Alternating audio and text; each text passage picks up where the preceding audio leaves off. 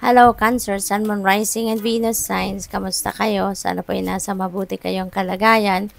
Welcome back po sa Star Tarot. Kung bago kayo rito, welcome din kayo. Thank you for your support. I truly appreciate it. God bless you all. Cancer, paunang mensahe ninyo ay surprise. A disappointment will be followed by a pleasant surprise.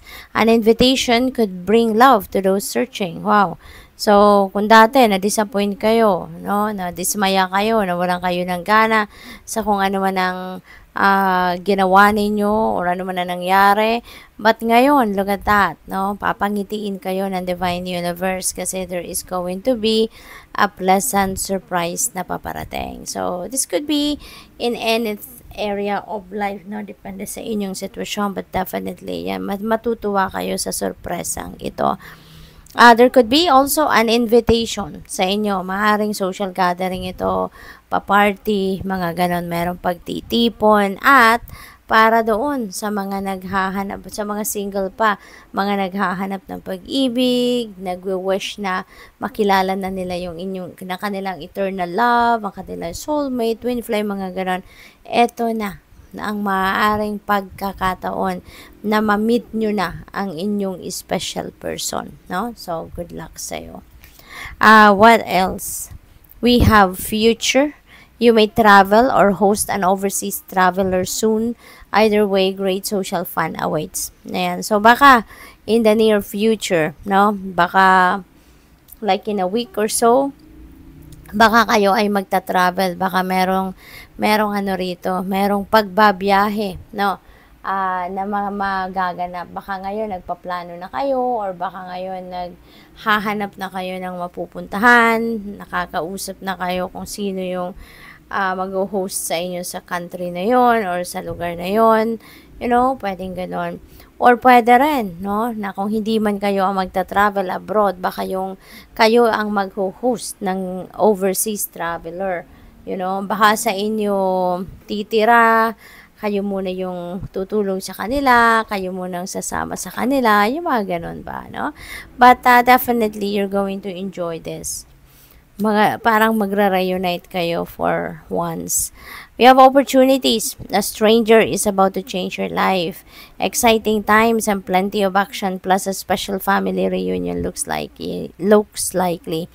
Ayan, so baka yung overseas traveler na to, baka family member ninyo yan or, you know, baka close relatives pa.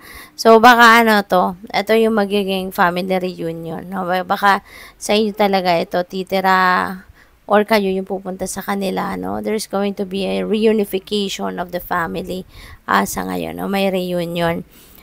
So this is exciting, no? This is exciting kasi abroad man or dito, masaya, na magiging masaya ang pagsasama-sama ninyong ito. At maaring meron din kayo makilala ngayon, no? Someone new.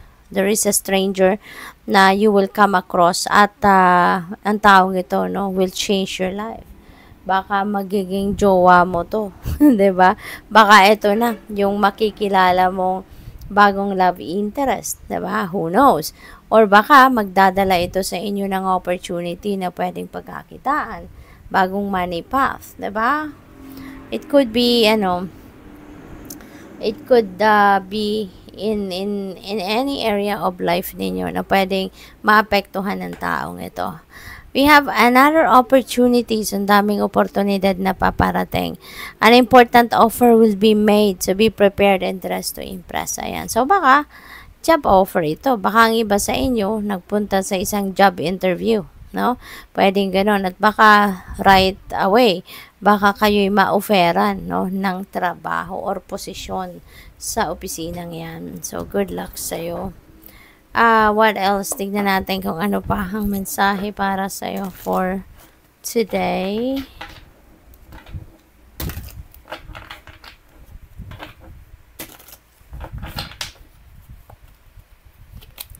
We have 7 of Swords. Ayan. So, dito sa 7 of Swords, parang ito kailangan ninyo mag-ingat, mapagmatsyag, mapagbantay. Diba? Siya, nagbabantay siya dito. Kasi there could be people that are, Or baka hindi, ito yung parang ito yung taong ito naghihintay lang siguro siya ng tamang pagkakataon, 'di ba? Kasi nakikita ko dito parang may tao dito eh. So pwedeng kayo to, this represents you, 'di ba? Tapos ito merong naghihintay lang na makaalis ka diyan at yan aatake siya, 'di ba? So mag-iingat kayo kasi this is an energy of liar, cheater, and stealer. Maaaring someone is very sneaky, 'di ba? Naghihintay lang ng tamang pagkakataon para manakawan ka, para masabotage ka, 'di ba? May mga ganon. You never know kung sino ang nandiyan sa paligid mo. At kaya kailangan kayo na maging vigilant, no? At gamitin ninyo or pakinggan ninyo yung inyong intuition kasi yung intuition ninyo will always send you a signal kung merong something off sa mga pangyayari sa paligid ninyo. Okay? So, bantayan ninyo yung mga valuables ninyo. Okay? At saka wag din kayo masyado magtitiwala agad-agad sa mga tao sa paligid ninyo. Do not share important information, no? Kasi baka meron ditong mga tao na naghihintay lang na maloko ka, no? Mapagsinungalingan ka, yung ganon. We have the devil. Yan, that could be a Capricorn person, no? Pwedeng yung taong ito is a Capricorn. Ayan, kung may kilala kayong Capricorn, beware, no? Yun lang din naman na napipick up ko dito. Pwede rin na ang iba sa inyo rito may Capricorn placement sa iyong chart. You know, or you're going to be dealing with someone na Capricorn ang ang sign. We have the Chariot. Ayan, meron kayong mapagtatagumpayan. Meron siguro mga problema kayong pinagdaanan recently at finally, no, nahanapan nyo to ng solusyon. Nahanapan ninyo ng way out ang kung ano man ang pagsubok na to sa buhay ninyo.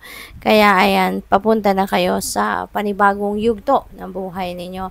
Papunta na kayo sa pag-progress, papunta na kayo sa pag-usad sa buhay, no? So good luck sa iyo.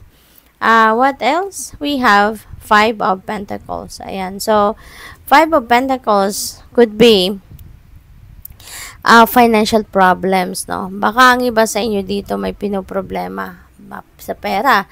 Baka meron kayong mga financial obligations or meron kayong mga balak gawin. Gusto ninyong mag-invest in something or whatever, no? Baka may plano kayo.